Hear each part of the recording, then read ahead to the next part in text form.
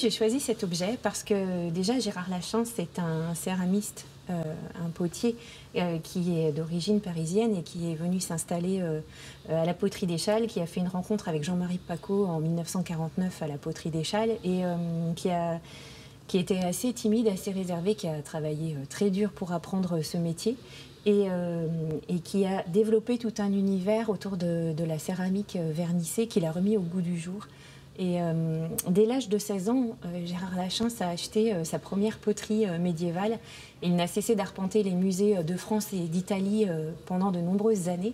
Et il s'est inspiré de ces univers et cette pratique de la céramique vernissée, il l'a travaillée en y insufflant beaucoup d'humour, beaucoup de gaieté.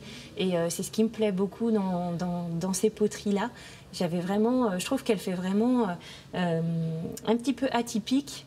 Et en même temps, on tombe dans un univers de fables, de jeux, d'histoires, de grotesques. Et je trouve que c'est un univers un petit peu atypique qui résonne beaucoup avec ce qu'on peut retrouver aussi de l'univers de Jean-Jacques Dubernard. Et je trouvais que c'était très intéressant d'avoir une vitrine spécialement sur ces productions.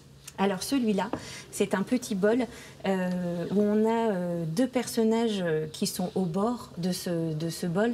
Donc c'est souvent son univers à lui, c'est des pichets avec des personnages autour qui se glissent ou à l'intérieur ou autour. Et là, c'est totalement typique de son travail avec deux personnages, alors dont un assez imaginaire et un autre plutôt animalier, qui se regardent, qui se répondent. Et en regardant cette céramique, on a toute une histoire qu'on peut s'inventer, qu'on peut se créer. Et ça m'a beaucoup plu. J'ai pensé au public qui allait voir cette vitrine, qui allait se poser des questions.